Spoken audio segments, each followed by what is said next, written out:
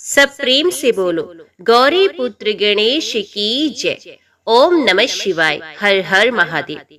हिंदू धर्म में भगवान श्री गणेश जी को प्रथम पूजनीय माना जाता है और वे सभी गणों के स्वामी हैं। गणेश भगवान की पूजा करने से न केवल सुख समृद्धि बल्कि ज्ञान की भी प्राप्ति होती है।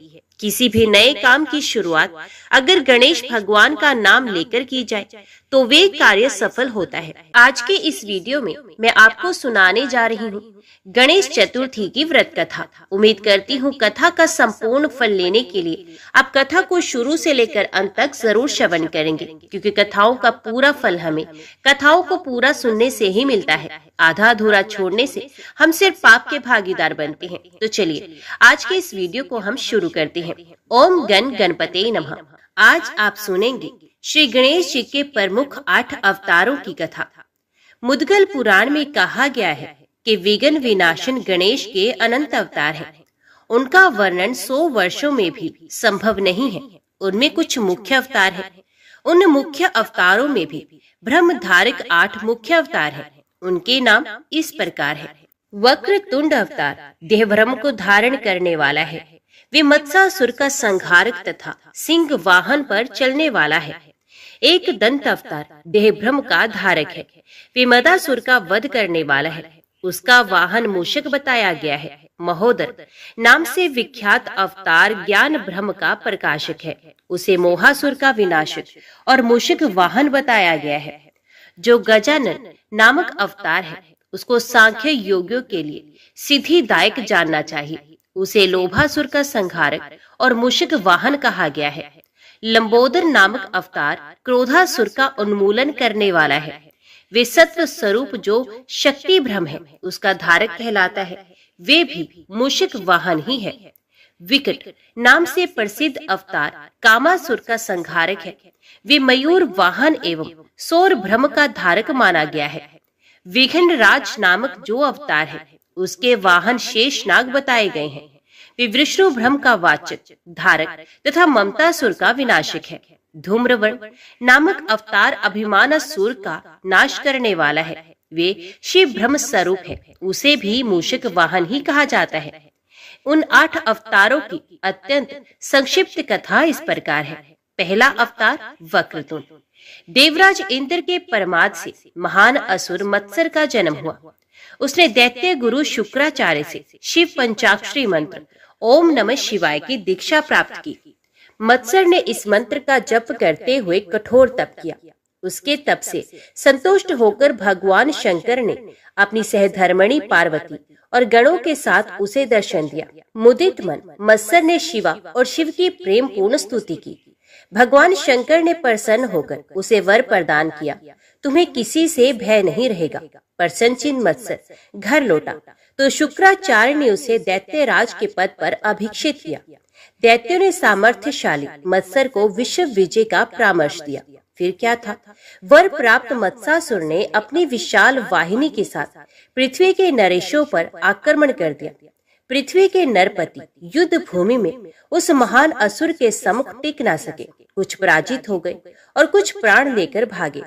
संपूर्ण पृथ्वी मत्स्यासुर के अधीन हो गई। तदंतर गर्भ में चूर असुर ने पाताल लोक पर आक्रमण किया। अमित शक्ति संपन्न असुर के द्वारा सर्वनाश होते श्री शेष ने विनय पूर्वक उसके शासन में रहकर नियमित रूप से कर देना स्वीकार कर लिया। पृथ्वी और पाताल को अपने अधिकार में ले लेने के अनंतर महासुर ने देवलोक पर चढ़ाई कर दी। वरुण, कुबेर और यम आदि देवता पराजित हो गए। फिर उसने अमरावती को घेर लिया। सुरेंद्र भी पराक्रमी असुर के सम्मुख टिक न सके। मत्स्यासुर स्वर्ग का अधिपति हुआ। असुरों से त्रस्त ब्रह्मा और विष्णु आदि देवता कैलाश पहुंचे। उन्होंने भगवान शंकर से दैत्यों के उपद्रव का वृत्तांत सुनाया। भगवान शंकर ने असुर की निंदा की। ये समाचार जब मत्सर को प्राप्त हुआ तो वे अत्यंत कुपित होकर कैलाश पर जा चढ़ा। त्रिपुरारी ने मत्स्यासुर से युद्ध किया, किंतु उस त्रिलोक के विजयी दैत्य ने भवानीपति को भी पाश में बांध लिया। वे कैलाश का स्वामी बनकर वहीं रहने लगा। मत्स्यासुर ने कैलाश और वैकुंठ के शासन का भार अपने पुत्रों को देकर स्वयं वैभव संपन्न मत्स्यावास में रहने लगा। उस निष्ठुर असुर का शासन अत्यंत क्रूर था। अनीति और अत्याचार का तांडव होने लगा।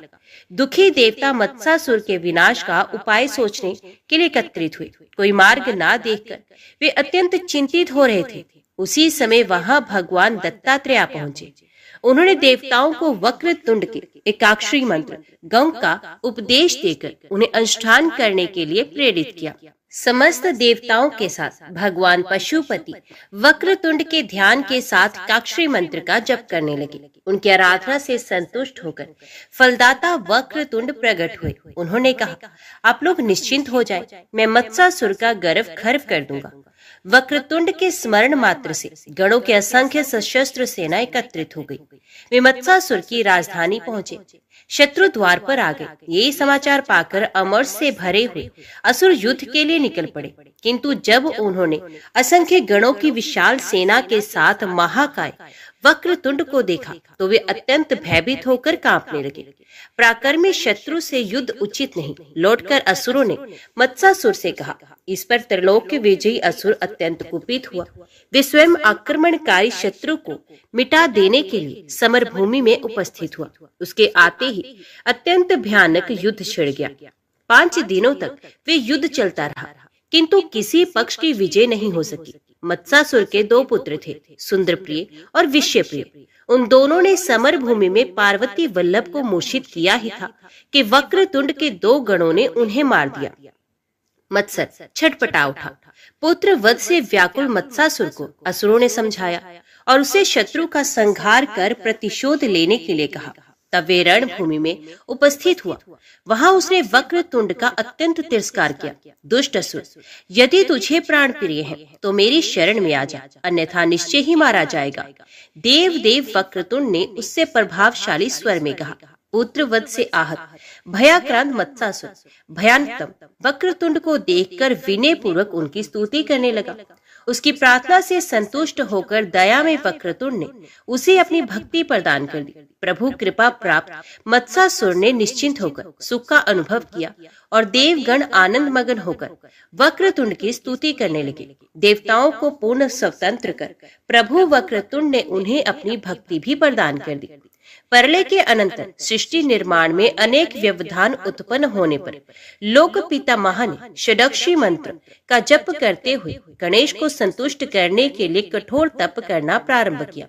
उनके तप से प्रसन्न होकर वक्रतुंड प्रकट हुए और विधाता को अभिष्ट वर प्राप्त हुआ। तदंतर वे सृष्टि कार्य में समर्थ हो गए। लोक पितामह के कंप से दंभ का जन्म हुआ। उसके सृष्टा को प्रसन्न करने के लिए बड़ी कठोर तपस्या की। पद्मयोनि ने संतुष्ट होकर उसे सर्वत्र निर्भयता का वर प्रदान किया। तब दंभ ने अपने लिए एक अत्यंत सुंदर नगर का निर्माण करवाया और वहीं रहने लगा। दैत्य गुरु शुक्राचार्य ने उसे दैत्य अधिपति के पद पर अभिषिक्त कर दिया। अजय दंभासुर के अत्यंत पराक्रमी सैनिक युद्ध में वीरों का सहज ही मान मर्दन किया करते थे। उन असुर वीरों के साथ दंभ ने संपूर्ण पृथ्वी को तो अपने अधीन किया ही, स्वर्ग वैकुंठ और कैलाश पर भी अधिकार कर लिया। निराश्रित देवगण अत्यंत चिंतित और दुखी होकर विधाता के समीप पहुंचे। उनकी स्तुति करने लगे। अत्यंत दुख से उन्होंने प्रार्थना की, हे प्रभु हमारी रक्षा कीजिए। समस्त देवताओं के साथ ब्रह्मा ने एकाक्षरी मंत्र से वक्रतुंड का यजन किया। वक्रतुंड प्रसन्न होकर देवताओं के सम्मुख प्रकट हुए। देवताओं ने उन करुणा मूर्ति वक्रतुंड का स्तवन करते हुए निवेदन किया, दारिद्र्य दुख हर प्रभु, दंभासुर के द्वारा हमें अतिशय कष्ट हो रहा है। आप कृपा पूर्वक हमें सुख शांति प्रदान करें। मैं दंभासुर को पराजित करूंगा। समस्त आपदाओं का हरण करने वाले परम प्रभु ने सुर समुदाय को आश्वस्त किया। भगवान वक्रतुंड ने सुरेंद्र को दूत के रूप में दंभासुर के पास भेजा। उन्होंने असुर से कहा, तुम प्रभु की आज्ञा स्वीकार कर लो और देवताओं को मुक्त कर उन्हें स्वाधीन रहने दो, अन्यथा परम प्रभु वक्रतुंड से युद्ध करने के लिए रणांगण में आ जाओ। विश्वास करो, युद्ध करने पर तुम्हारा सर्वनाश सुनिश्चित है। मैं तुम लोगों का अहंकार चूर्ण कर दूंगा। दंभ का उत्तर प्राप्त कर शचीपति वक्रतुंड के समीप पहुंचे। ये गणेश कौन है, सिद्धि बुद्धि उनकी कौन है तथा उसका स्वरूप कैसा है। मघवा के प्रयाण के बाद दंभ ने तुरंत शुक्राचार्य के पास जाकर पूछा। शुक्राचार्य ने उसे गणेश के यथार्थ स्वरूप का परिचय दिया। अमित महामय वक्रतुंड के अभूतपूर्व एवं अश्रुतपूर्व दिव्य स्वरूप को जानकर दंभासुर के मन में श्रद्धा उदित हुई। उसने गणेश की शरण जाने का निश्चय किया, किंतु दैत्यगण उसका विरोध करने लगे। दैत्यपति ने सबकी उपेक्षा कर दी और वे नगर के बाहर महोदर महाकाय वक्रतुंड के चरणों पर गिरकर उनकी स्तुति करते हुए उनसे क्षमा प्रार्थना करने लगे। सहज दया में गणेश ने उसे क्षमा कर अपनी भक्ति प्रदान की। देवगण सुखी होकर निश्चिंता पूर्वक आकर अपने अपने कार्य में लग गए। तो बोलो वक्रतुंड भगवान की जय। अभी श्रवण कीजिए दूसरे अवतार एक दंत की कथा। महर्षि च्यवन ने मद की सृष्टि की। मद ने महर्षि चरणों में प्रणाम किया और उनकी अनुमति से वे पाताल में शुक्राचार्य के पास पहुंचा। वहां उसने दैत्य गुरु के चरणों में प्रणाम किया और हाथ जोड़कर दूर खड़ा हो गया। दैत्य गुरु के पूछने पर अपना परिचय देते हुए उसने कहा, प्रभु मैं आपके भाई महर्षि च्यवन का पुत्र हूँ। इस प्रकार आपका भी पुत्र हुआ। मेरा नाम मद है। अब कृपा पूर्वक मुझे अपना शिष्य बना ले। मैं ब्रह्मांड का महान राज्य चाहता हूँ। आप मेरी इच्छा पूरी कर दें। शुक्राचार्य ने संतुष्ट होकर मद को शिष्य बनाना स्वीकार किया। सर्वार्थ को विद आचार्य ने उसे एकाक्षरी विधान से शक्ति मंत्र दे दिया। मद ने अत्यंत भक्ति पूर्वक अपने गुरु के चरणों में प्रणाम किया और उनका आशीर्वाद प्राप्त कर अरण्य में तप करने चला गया। शक्ति ध्यान परायण मद सर्वथा निराहार रहकर तप करने लगा। सहस्रों वर्ष व्यतीत होने पर उसका अस्थि मात्र अवशिष्ट शरीर वल्मीकवृत हो गया। उसके चारों ओर वृक्ष उगाए, लताएं फैल गई। असुर के दिव्य सहस्रों वर्षों तक कठोर तप से संतुष्ट सिंह वाहिनी भगवती प्रकट हुई। आदि शक्ति ने उसे सावधान किया तो असुर जगत जननी के चरणों में गिर पड़ा। उसकी स्तुति से प्रसन्न होकर माता ने उसे इच्छा अनुसार वर प्रदान किया। तुम निरोग रहोगे और तुम्हें ब्रह्मांड का निष्कंटक अचल राज्य प्राप्त होगा। तुम्हारी प्रत्येक इच्छा पूरी हो जाया करेगी। परमेश्वरी अंतर ध्यान हो गई। मद प्रसन्न मन से घर लौटा। उसने अपने सुंदर नगर को और भी भव्य एवं सुखद बनवाया। तदंतर उसने प्रमादासुर की कन्या सालसा से विवाह किया। दूर दूर के पराक्रमी दैत्य आकर उसके नगर में रहने लगे। वे अत्यंत आदर पूर्वक गुरु शुक्राचार्य को ले आए। उन्होंने अपने शिष्य मद को राज्य पद पर प्रतिष्ठित कर दिया। सुख सुविधाओं से संपन्न दैत्यराज मद सानंद जीवन व्यतीत करने लगे। उसकी प्राण प्रिया सालसा से 3 पुत्र उत्पन्न हुए, विलासी, लोलु और धनप्रिय। अत्यंत शक्ति संपन्न मदासुर ने पहले संपूर्ण धरती पर अपना साम्राज्य स्थापित किया। फिर उसने स्वर्ग पर चढ़ाई की। इंद्रादिक देव पराजित हो गए। मदासुर स्वर्ग का शासक हुआ। उस असुर ने शूलपाणी त्रिनेत्र को भी पराजित कर दिया। त्रिलोक्य उसके अधीन हो गया। सर्वत्र असुरों का कृत्रिम शासन चलने लगा। पृथ्वी पर स्वाहा, स्वधा और वष्टकार आदि समस्त धर्म कर्म लुप्त हो गए। देवताओं और मुनियों के दुख की सीमा न रही। सर्वत्र हाहाकार मच गया। चिंतित देवगण सनंत कुमार के समीप पहुंचे। उन्होंने अपनी व्यथा कथा सुनाते हुए असुर विनाश एवं धर्म स्थापना का उपाय पूछा। सनंत कुमार ने कहा, देवगण अब श्रद्धा भक्ति पूर्वक एकदंत की उपासना करें। वे संतुष्ट होकर अवतीर्ण होंगे और निश्चय ही आप लोगों का मनोरथ पूर्ण करेंगे। देवताओं के पूछने पर सनंत कुमार ने उन्हें एकाक्षरी मंत्र का उपदेश देकर एक दंत का ध्यान इस प्रकार बताया। गणेश जी के 1 दांत और 4 भुजाएं हैं। उनका मुख हाथी के समान है। वे लंबोदर हैं। उनके साथ सिद्धि और बुद्धि भी है। वे मूषक पर आरूढ़ हैं। उनकी नाभि में शेषनाग है। वे अपने हाथों में पाश, परशु, सुंदर कमल और अभय मुद्रा धारण करते हैं। उनका मुखार बिंद प्रसन्नता से खिला हुआ है।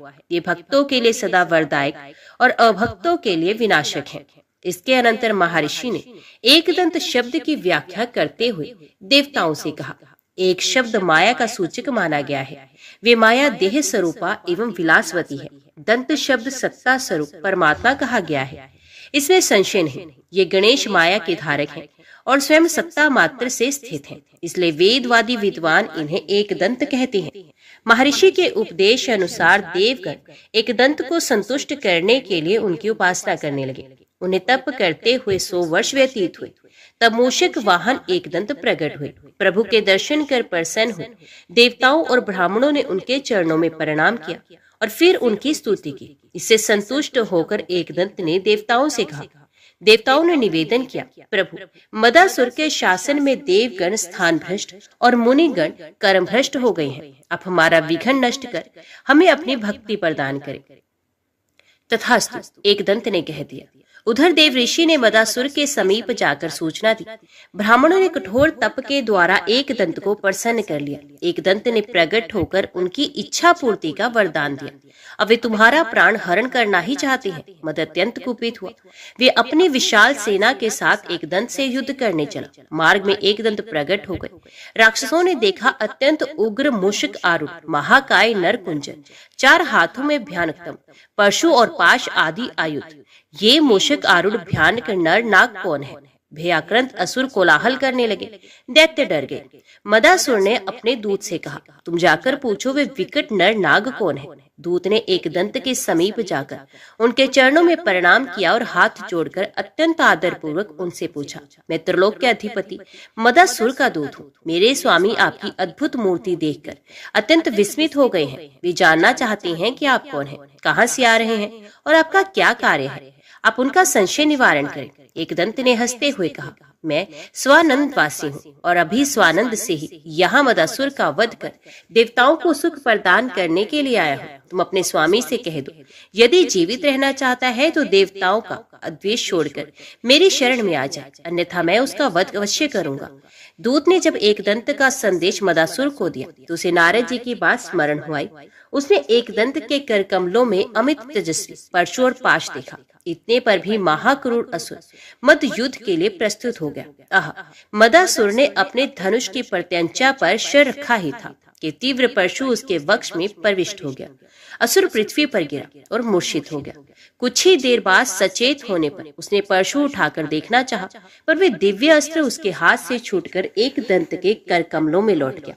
आश्चर्यचकित मदासुर ने कुछ देर विचार किया। उसे समझ लिया ये सर्वात्मा सर्वसमर्थ परमात्मा है। बस वे अपना आसुरी भाव छोड़कर दौड़कर प्रभु के चरणों में लेट गया और हाथ जोड़कर स्तुति करते हुए उसने कहा, प्रभु, आज मुझे आपका दुर्लभ दर्शन प्राप्त हो गया। ये मेरा परम सौभाग्य है। मैं आपकी शरण में हूँ। आप मुझे क्षमा कर अपनी दृढ़ भक्ति प्रदान करें। जहाँ देवी संपदा से पूर्ण मेरी पूजा आराधना हो वहाँ तुम मत जाना। कहते हुए प्रसन्न एक दंत ने उससे कहा, इसके विपरीत आसुरी भाव के कर्मों का फल तुम भक्षण करते रहना। एक दंत से वर प्राप्त कर मदासुर पाताल में चला गया और प्रसन्न देवगण मूषक वाहन की स्तुति कर अपने अपने स्थान को चले गए।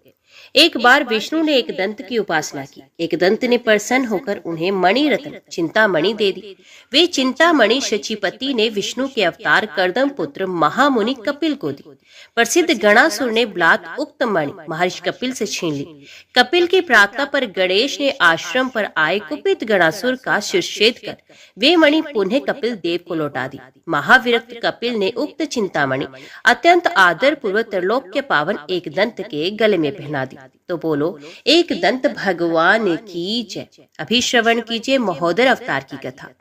प्राचीन काल में तारक नामक अत्यंत दारुण असुर हुआ। ये ब्रह्मा के वरदान से त्रिलोक का स्वामी हो गया। उसके शासन काल में देवता और मुनि अत्यंत पीड़ित थे। वे वनों में रहकर अत्यंत कष्ट सहते हुए अपना जीवन व्यतीत करते थे। देवताओं और ऋषियों ने बहुत समय तक शिव और शिवा का ध्यान किया। भगवान शिव समाधि में थे। इस कारण देवता और मुनियों ने माता पार्वती की शरण ग्रहण की।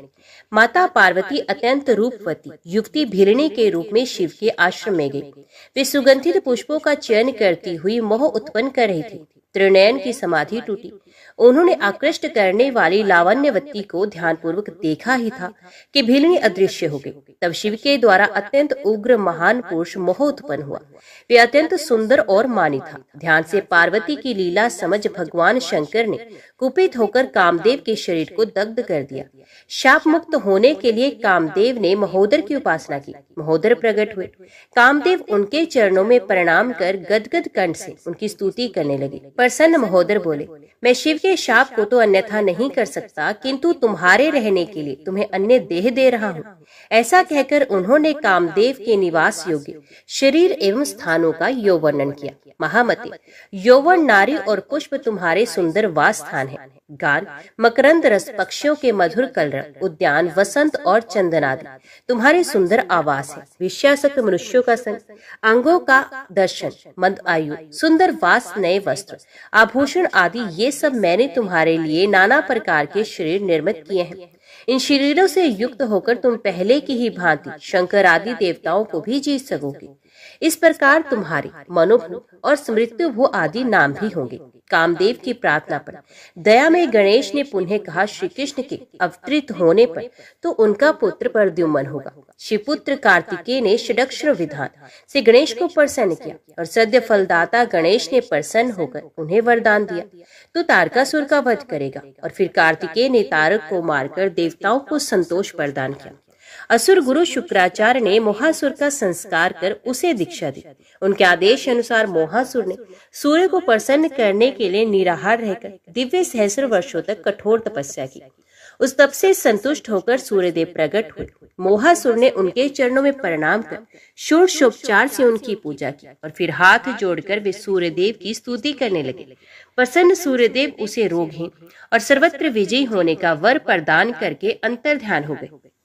वर पाकर हर्षमगन हुआ। असुर अपने स्थान पर लौटा। शुक्राचार्य ने उसे दैत्यराज के पद पर अभिषिक्त कर दिया। महान असुरों का सम्राट होते हुए मोहासुर ने त्रिलोक्य पर अधिकार किया। देवता और मुनि पर्वतों पर अरण्यों में छिप गए। मोहासुर अपनी परम रूपवती पत्नी मदिरा के साथ सुखपूर्वक जीवन व्यतीत करने लगा। कर्म मार्ग, धर्म आचरण और वर्णाश्रम धर्म आदि सब नष्ट हो गए। दुखी देवगण ऋषि समुदाय को भगवान सूर्य ने एकाक्षर विधान से गणेश को संतुष्ट करने की प्रेरणा दी। देवता और मुनिगण अत्यंत कष्ट सहकर श्रद्धा भक्ति पूर्वक मूषक वाहन की उपासना करने लगे।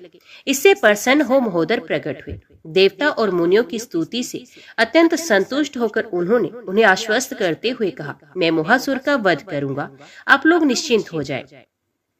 मूषक वाहन महोदर मोहासुर से युद्ध के लिए प्रस्थित हुए। ये समाचार देवऋषि ने मोहासुर को दे दिया। साथ ही उन्होंने अनंत पराक्रमशील, सर्वसमर्थ एवं सर्वाधार महोदर का सत्य स्वरूप ही उसे समझाया और उसे उनकी शरण ग्रहण करने की प्रेरणा दी। दैत्य गुरु शुक्राचार्य ने भी उसे महोदर की शरण लेने का ही शुभ परामर्श दिया। उसी समय महोदर दूत विष्णु ने उपस्थित होकर मोहासुर से कहा, अचिंत्य शक्ति संपन्न प्रभु महोदर को तुम्हारी मैत्री अभीष्ट है। यदि तुम महोदर की शरण ग्रहण कर देवताओं, मुनियों, ब्राह्मणों एवं सद्धर्म प्राण स्त्री पुरुषों के सुख पूर्वक जीवन यापन करने में कभी व्यवधान उपस्थित न करने का वचन दो, तो दया में प्रभु तुम्हें क्षमा कर दे, अन्यथा रणांगण में तुम्हारी रक्षा असंभव है। मैं अखंड ज्ञान संपन्न महोदर की शरण लेता हूँ। अहंकार शून्य चित्त से मोहासुर ने अत्यंत आदर, प्रेम और विनय पूर्वक विष्णु से निवेदन किया, आप परम प्रभु महोदर को मेरे नगर में लाकर मुझे उनके सादर अभिनंदन का दुर्लभतम अवसर प्रदान करें। महोदर ने मोहासुर के नगर में पदार्पण किया। मोहासुर ने उनका भूतपूर्व स्वागत किया। उसने प्रभु की श्रद्धा भक्ति पूर्वक पूजा और गदगद कंठ से स्तुति की। असुर ने महोदर की प्रत्येक आज्ञा के पालन का वचन किया। सहज कृपालु महोदर ने उसे अपनी दुर्लभ भक्ति प्रदान कर दी। मोहासुर के शांत होने से देवता, ऋषि, ब्राह्मण एवं सद्धर्म परायण स्त्री पुरुष सभी सुखी हो गए। देवता और मुनि महोदर प्रभु का स्तवन एवं जय जयकार करने लगे। तो बोलो, महोदर भगवान की जय। अभी श्रवण कीजिए गजानन अवतार की कथा। एक बार धन अधिपति कुबेर कैलाश पहुंचे। वहां उन्होंने शिव शिवा का दर्शन किया। अमित सौंदर्यशालिनी परम सती शिवा कुबेर को अपनी ओर लुब्ध दृष्टि से निहारते देख अत्यंत क्रुद्ध हो गई। जगत जननी की कोप दृष्टि से भयभीत कुबेर से लोभासुर उत्पन्न हुआ। वे अत्यंत पराक्रमी और प्रतापी था। लोभासुर ने दैत्य गुरु शुक्राचार्य से पास जाकर उनके चरणों में प्रणाम किया। आचार्य ने उसे पंचाक्षरी मंत्र की दीक्षा देकर तप करने की प्रेरणा दी। लोभासुर गुरु चरणों में आदर पूर्वक प्रणाम करके वन में चला गया। निर्जन अरण्य में जाकर असुर ने स्नान आदि से निर्वृत्त हो भस्म धारण किया। फिर वे पार्वती वल्लभ शिव का ध्यान करता हुआ पंचाक्षरी मंत्र का जप करने लगा।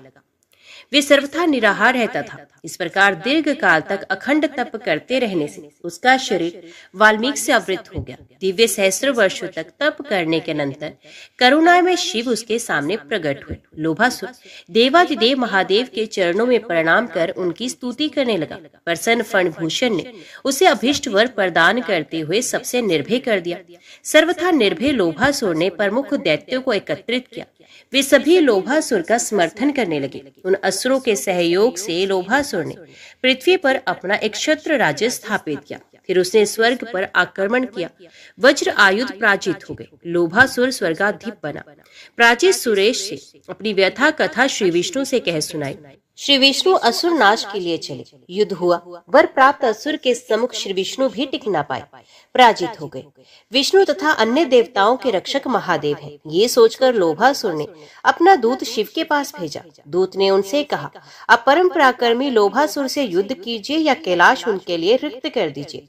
भगवान शंकर को उसे अपना दिया हुआ वर स्मरण हो आया और वे कैलाश त्याग कर सुदूर आरण्य में चले गए। लोभासुर के हर्ष की सीमा न रही। उसके शासन में समस्त धर्म कर्म समाप्त हो गया। पापों का नगन तांडव होने लगा एवं ब्राह्मण और ऋषि मुनि यातना सहने लगे। रैभ्य ने देवताओं को गणेश उपासना का परामर्श दिया। देवगण आदि देव गजमुख की आराधना करने लगे। इससे संतुष्ट होकर मूषक आरूढ़ गजानन प्रकट हुए। उन्होंने देवताओं को निश्चिंत करते हुए कहा, मैं लोभासुर को पराजित कर दूंगा। तदनंतर गजानन ने शिव को लोभासुर के समीप भेजा। वहां शिव ने असुर से स्पष्ट शब्दों में कहा, तुम गजमुख की शरण ग्रहण कर शांतिपूर्ण जीवन व्यतीत करो, अन्यथा युद्ध के लिए तैयार हो जाओ। इसके अनंतर शिव ने लोभासुर को गजमुख महात्म्य सुनाया। उसके गुरु शुक्राचार्य ने भी उसे गजानन की शरण लेना कल्याणकर बतलाया। लोभासुर ने गणेश तत्व को समझ लिया। फिर तो वे परम प्रभु के चरणों की वंदना करने लगा। शरणागत वत्सल गजानन ने उसे सांत्वना प्रदान की। देवता मुनि और ब्राह्मण आदि सभी सुखी हुए। सभी देव देव गजानन का गुणगान करने लगे। तो बोलो, गजानन भगवान की जय। अभी श्रवण कीजिए लंबोदर अवतार की कथा। श्री विष्णु के महामोहप्रद अनुपम रूप लावण्य संपन्न मोहिनी रूप को देखकर कामारी काम विवल हो गए थे। जब हंसते हुए श्री विष्णु ने मोहिनी रूप से त्याग कर पुरुष रूप धारण किया, तब शिव खिन्न हो गए, किंतु उनका शुक्र स्खलित हो गया। उससे एक परम शक्ति संपन्न असुर पैदा हुआ। उस परम प्रतापी असुर का वर्ण श्याम था। उसके नेत्र तांबे के समान चमक रहे थे। उक्त असुर ने शुक्राचार्य के समीप जाकर उनके चरणों में अत्यंत विनय पूर्वक प्रणाम किया। फिर विनीत स्वर में कहा, प्रभु आप मुझे शिष्य का पालन कीजिए। शुक्राचार्य कुछ देर के लिए ध्यान मगन हुए। फिर उन्होंने प्रसन्न होकर कहा, शिव के क्रोध के समय सहसा उनके शुक्र का स्खलन हो गया और उसी से तुम्हारी उत्पत्ति हुई। इस कारण तुम्हारा नाम क्रोधासुर होगा। शुक्राचार्य ने उक्त क्रोधासुर का संस्कार कर उसे प्रत्येक रीति से योग्य बनाया। फिर उन्होंने शंभर की अत्यंत लावण्यवती पुत्री प्रीति के साथ उसका विवाह किया। अत्यंत प्रसन्न होकर आचार्य चरणों में प्रणाम कर हाथ जोड़े असुर ने निवेदन किया, मैं आपकी आज्ञा प्राप्त कर ब्रह्मांड विजय करना चाहता हूँ, अतएव आप मुझे यश प्रदान करने वाला मंत्र देने की कृपा करें। दैत्यों के हित चिंतक शुक्राचार्य ने उसे सविधि सूर्य मंत्र प्रदान किया। क्रोधासुर ने गुरु के चरणों में प्रणाम किया और वे अरण्य में चला गया, जहां वे एक पैर पर खड़ा होकर उक्त सूर्य मंत्र का जप करने लगा। उसकी दृष्टि ऊपर उठी हुई थी। वे निराहार रहकर वर्षा, शीत और आतप का दुख सहता हुआ सूर्यदेव को प्रसन्न करने के लिए दारुण तप कर रहा था। असुर के दिव्य सहस्र वर्षों तक तप करने के अनंतर भगवान सूर्यदेव प्रसन्न होकर प्रकट हुए और बोले, वर मांगो। क्रोधासुर अत्यंत प्रसन्न हुआ। उसने तिमिरारी के चरणों में प्रणाम कर उनका भक्ति पूर्वक पूजन किया। फिर उसने विनय पूर्वक वर की याचना की, उत्पत्ति स्थिति संहार युक्त देव नायक, मेरी मृत्यु न हो, मैं संपूर्ण ब्रह्मांड पर विजय प्राप्त करूं। आप मुझे चराचर का राज्य प्रदान कीजिए, आरोग्य दीजिए, मैं अद्वितीय सिद्ध हो जाऊं। क्रोधासुर के वचन सुन अत्यंत विस्मित सूर्यदेव ने उसे वर दे दिया, तुम्हारा अभिष्ट सफल होगा। क्रोधासुर अत्यंत प्रसन्न होकर लौटा। उस सफल मनोरथ महाशस्त्री को देखकर उसके सुहृद आनंदित हुए। उसने पहले गुरु के चरणों की वंदना की, फिर अपने घर गया। उसकी सहधर्मिणी प्रीति ने 2 पुत्र उत्पन्न किए, हर्ष और शोक।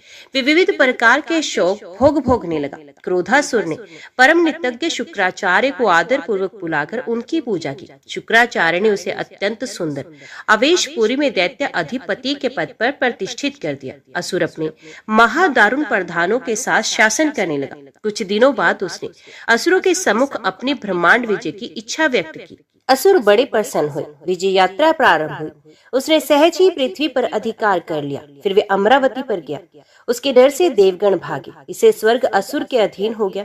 इसी प्रकार वैकुंठ और कैलाश पर भी उस महादैत्य का राज्य स्थापित हो गया। अंततः क्रोधासुर ने अपना दूत भगवान सूर्यदेव के पास भेजा। सूर्यदेव वर प्रदान कर चुके थे।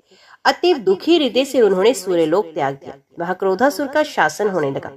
अत्यंत दुखी देवताओं और ऋषियों ने गणेश की आराधना की। इससे संतुष्ट होकर लंबोदर प्रकट हुए। उन्होंने कहा, देवताओं और ऋषियों, मैं क्रोधासुर का अहंकार चूर्ण कर उसे नष्ट करूंगा। आप लोग निश्चिंत हो जाएं। आकाशवाणी से ये संवाद क्रोधासुर ने भी सुना। ये भयाक्रांत वो मूर्छित हो गया। चेतना लौटने पर उसके वीर सैनिकों ने उसे समझाया, संपूर्ण ब्रह्मांड हमारे अधीन है। आप आज्ञा प्रदान करें। हम किसी भी शत्रु का नाश करने में समर्थ और प्रति क्षण प्रस्तुत है। अपने वीर सैनिकों के वचन सुन क्रोधासुर अत्यंत प्रसन्न हुआ। ये अपनी अजय सेना के साथ सम्रांगण में पहुंचा। वहां उसने मूषिक आरूढ़ गजमुख त्रिनयन लंबोदर को देखा। उनकी नाभि में शेष लिपटे हुए थे। लंबोदर के इस विचित्र स्वरूप को देखकर क्रोधासुर अत्यंत कुपित हुआ। भीषण संग्राम होने लगा। लंबोदर के साथ देवगण भी असुरों का सर्वनाश करने लगे। क्रोधासुर के बलि, रावण, जम्भ, माल्यावान, कुंभकर्ण और राहु आदि महाबलवान योद्धा अत्यंत आहत होकर पृथ्वी पर गिर पड़े। वे मृत प्राय हो गए। क्रोधासुर दुख से अत्यंत व्याकुल हो गया। उसने लंबोदर को सम्मुख देखकर कहा, मूर्ख लंबोदर, तू ब्रह्मांड विजय शूर के सम्मुख युद्ध करना चाहता है। तेरी बुद्धि मारी गई है। तू शीघ्र ही मेरी शरण में आ जा, अन्यथा मैं तेरा लंबा उदर एक ही शर से फोड़ दूंगा। भगवान लंबोदर ने उत्तर दिया, अरे दैत्य, तू व्यर्थ क्यों बकता है? मैं तू जैसे खल का वध करने के लिए आया हूँ। तूने सूर्य के वर के प्रभाव से बड़ा धर्म किया, पर तेरे अत्यंत पाप से वे सारे शुभ कर्म निष्फल हो गए। अब मैं तेरा और तेरे अधर्मों का नाश कर धर्म की स्थापना करूंगा। मैं मन वाणी से परे आनंद स्वरूप और संपूर्ण भूतों में वास करता, फिर तू मुझ पर कैसे विजय प्राप्त कर सकता है? असुर ने तुरंत पूछा, ब्रह्म का जन्म नहीं होता, मन वाणी से अगोचर मैं देख कैसे रहा हूँ? लंबोदर बोले, मेरे वामांग में ये जो सिद्धि है वे भ्रांति स्वरूप है। सब लोग सिद्धि के लिए भटकते हैं और भ्रम में पड़े हैं। दाएं भाग में स्वयं बुद्धि विराजमान है, जो भ्रांति को धारण करती है। बुद्धि से विचार करके फिर उस विषय में मनुष्य भ्रांत होता है। स्वयं बुद्धि चित्त स्वरूप है और वे 5 प्रकार की बताई गई है। सिद्धि पंच भ्रांतिमय है और मैं इन दोनों बुद्धि और सिद्धि का पति हूँ। नाना प्रकार का विश्व और भ्रम सदा मेरे उदर में स्थित है, इसलिए मैं लंबोदर कहा गया हूँ। सारा जगत मेरे उदर से उत्पन्न हुआ, मुझसे ही पालित है और अंत में सबको अपने उदरस्थ करके मैं निरंतर क्रीड़ा करता रहता हूँ। अतएव यदि तुम जीवित रहना चाहते हो तो मेरी शरण में आ जाओ। शुक्राचार्य मुझे जानते हैं, तुम तो समझाने पर भी मेरे तत्व को नहीं समझ सकते। ना तो मैं दैत्यों के वध का अभिलाषी हूँ, ना देवताओं का ही वध मुझे प्रिय है। अपने अपने धर्म में लगे हुए सब लोगों का मैं पालन करता हूँ, इसमें संशय नहीं। क्रोधासुर की शंकाओं का समाधान होते ही वे प्रभु के चरणों में गिर पड़ा। उसने भक्ति भाव से उनकी पूजा कर गद गद कंठ से स्तुति की। सहज कृपालु लंबोदर ने उसे क्षमा तो कर ही दिया, उसे अपनी भक्ति भी प्रदान की। क्रोधासुर ने परम प्रभु लंबोदर के चरण कमलों में पुनः प्रणाम कर उनकी पूजा की। फिर वे उनकी आज्ञा प्राप्त कर शांत जीवन व्यतीत करने के लिए पाताल को चला गया। प्रसन्न देवगण देव देव लंबोदर का स्तवन करने लगे। तो बोलो, लंबोदर भगवान की जय। अभी श्रवण कीजिए विकट अवतार की कथा। विष्णु जब जलंधर पत्नी वृंदा के समीप पहुंचे, उस समय उनके शुक्र से अत्यंत तेजस्वी कामासुर की उत्पत्ति हुई। उसने दैत्य गुरु शुक्राचार्य के यहाँ जाकर उनके चरणों में श्रद्धा पूर्वक प्रणाम किया। दैत्य शुभकांक्षी शुक्राचार्य ने उसे शिव पंचाक्षरी मंत्र की दीक्षा दी। असुर ने पुनः अपने गुरु के चरणों में प्रणाम किया और फिर तप के लिए वन में चला गया। वहां उसने देवाधिदेव महादेव को संतुष्ट करने के लिए अन्न जल और फल आदि का सर्वथा परित्याग कर उक्त महिमा में पंचाक्षरी मंत्र का जप करते हुए तपस्या की। अत्यंत धीर कामासुर ने अनेक कष्ट सहते हुए दिव्य सहस्त्र वर्षों तक कठोरतम तप किया। उस तप से प्रसन्न आशुतोष ने प्रकट होकर उसे वर मांगने के लिए कहा। कामासुर प्रसन्न वंदन भक्त वत्सल प्रभु के दर्शन कर कृतार्थ हुआ। उसने कर्पूर गौर के चरणों में प्रणिपात कर वर याचना की, प्रभु आप मुझे अपने चरणों की भक्ति और ब्रह्मांड का राज्य प्रदान करें, मैं बलवान निर्भय और मृत्युंजय हो जाऊं। भगवान शिव ने कहा, यद्यपि तुमने अत्यंत दुर्लभ और देव दुखद वर की याचना की, तथापि तुम्हारे कठोर तप से संतुष्ट होकर मैं तुम्हारी कामना पूरी करता हूँ। शूलपाणी अंतर्ध्यान हो गए। प्रसन्न कामासुर ने अपने गुरु शुक्राचार्य के समीप जाकर उनके चरणों में प्रणाम किया और फिर उन्हें शिव दर्शन एवं उनके द्वारा वर प्राप्ति का वृत्तांत सुनाया। दैत्याचार्य ने संतुष्ट होकर उसका महिषासुर की रूपवती पुत्री तृष्णा के साथ विवाह किया। उक्त मंगल अवसर पर दूर दूर के सभी प्रसिद्ध दैत्यगण एकत्रित हुए। उसी समय शुक्राचार्य ने उसे दैत्यराज के पद पर प्रतिष्ठित किया। समस्त दैत्यों ने उसके अधीन रहना स्वीकार किया। कामासुर अत्यंत सुंदर रतित नामक नगर में अपनी राजधानी बनाई।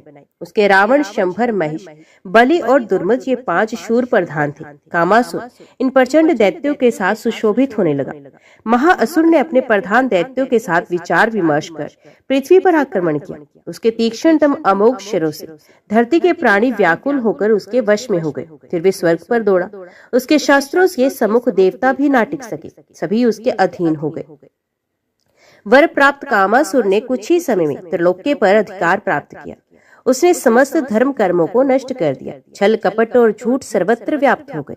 स्वाहा, स्वधा और वष्टकार लुप्त हो गए। वर्णाश्रम धर्म मिटने सा लगा और देवता, मुनि एवं धर्मपरायण जन अतिशय कष्ट पाने लगे। विपत्ति से त्राण पाने के लिए समस्त देवता एकत्रित हुए। उसी समय वहां योगी राज मुद्गल ऋषि आए। देवताओं ने अर्घ्य पादम आदि से उनकी आदर पूर्वक पूजा की। भगवान शंकर ने पूछा, हमें स्थान भ्रष्ट करने वाले कामासुर के विनाश का मार्ग बताइए। मुनिवर मुद्गल ने कहा, आप लोग सिद्ध क्षेत्र मयूरेश में जाकर तप करें। वहां आप लोगों के तप से संतुष्ट होकर स्वयं भगवान गणेश प्रकट होंगे और आपके संकटों का निवारण करेंगे। शिवादि देवता पावनतम मयूरेश क्षेत्र में गए। वहां उन्होंने श्रद्धा एवं विधि पूर्वक गणेश जी की पूजा की। तदंतर वे एकाक्षी विधान से गणेश जी की उपासना और गदगद कंठ तथा अश्रुपूरित नेत्रों से उनका स्तवन करने लगे। भक्तवत्सल मयूर वाहन गणेश ने प्रकट होकर कहा, देवताओं वर मांगो, मैं प्रसन्न हूँ। देवताओं ने निवेदन किया, प्रभु दैत्यराज कामासुर की क्रूरता से हम सभी देवता स्थान भ्रष्ट हैं और मुनि गण कर्म रहित हो गए हैं। आप हमारी रक्षा करें। मैं कामासुर का वध कर समस्त देवताओं और मुनियों को निरापद करूंगा। मयूरेश ने कहा। आकाशवाणी से ये घोषणा सुनकर कामासुर मूर्छित हो गया। कुछ देर बाद विचार विमर्श कर उसके वीर असुरों ने देवताओं और मुनियों पर आक्रमण कर दिया। देवता और मुनि परम प्रभु मयूरेश के पुकारने लगे। पाश अंकुशधारी मयूर वाहन महाविकट गजानन प्रकट हुए। उन्होंने भयानक गर्जना की। शिवादि देवता उनकी स्तुति करने लगे। मैं कामासुर को नष्ट करूंगा, मयूर वाहन ने कहा और देव सैनिकों के साथ रहकर युद्ध करने के लिए प्रस्तुत हुए। अपने प्रबलतम सैनिकों के साथ कामासुर भी पहुंचा। संग्राम छिड़ा। देवताओं के प्रबल प्रहार से दैत्यगण व्याकुल हो गए। वे भय से यत्र तत्र भागने लगे। उस भीषण युद्ध में कामासुर के 2 प्रिय पुत्र शोषण एवं दुष्पुर मारे गए। तब अत्यंत क्रुद्ध होकर कामासुर सम्मुख आया। उसने प्रभु से कहा, मूर्ख, मैंने त्रिलोक्य को वश में कर लिया है। तेरे वीर देवगण मूर्छित पड़े हैं। यदि तू प्राण रक्षा चाहता है तो यहाँ से चला जा। हंसते हुए मयूर वाहन विकट ने उत्तर दिया, असुर, तूने शिव वर के प्रभाव से बड़ा अधर्म किया है। मैं सृष्टि स्थिति संहार करता एवं जन्म मृत्यु रहित हूँ। तू मुझे किस प्रकार मार सकता है? अपने गुरु शुक्राचार्य के उपदेश का स्मरण करके मेरे स्वरूप को समझ। यदि तू जीवित रहना चाहता है तो मेरी शरण में आ जा, अन्यथा तेरा संपूर्ण गर्भ खर होकर रहेगा और तू निश्चय ही मारा जाएगा। मयूर वाहन की वाणी सुनते ही कामासुर अत्यंत कुपित हुआ। उसने अपनी भयानक गदा मयूर वाहन पर फेंकी, किंतु वे गदा प्रभु पर विकट का स्पर्श न कर सकी और पृथ्वी पर गिर गई। ये देख दैत्यसुर कामासुर सहसा मूर्छित होकर गिर गया। कुछ देर बाद सचेत होने पर उसने अपने अंग प्रत्यंग में भयानक पीड़ा और अकल्पित शक्ति का अनुभव किया। कामासुर ने अत्यंत आश्चर्य से अपने मन में सोचा, इस अद्भुत देव ने शस्त्र के बिना ही मेरी ऐसी दुर्दशा कर दी, और जब शस्त्र का स्पर्श करेगा तब क्या होगा? युद्ध में तो ये निश्चय ही मुझे मार डालेगा। ये सोच उसने प्रभु विकट से उनके संबंध में अनेक प्रश्न किए और उनका समाधान होते ही वे दया में मयूर वाहन विकट की शरण में गया। मूषक ध्वज ने उसे अपनी भक्ति प्रदान की। कामासुर शांत जीवन व्यतीत करने के लिए प्रस्थित हुआ। देवता और मुनि प्रसन्न हो गए और सर्वत्र धर्म प्रधान आचरण होने लगे। तो बोलो विकट भगवान की जय। आज की वीडियो में इतना ही। उम्मीद करती हूँ वीडियो आपको पसंद आई होगी। वीडियो पसंद आई हो तो वीडियो को लाइक और चैनल को सब्सक्राइब जरूर कीजिएगा।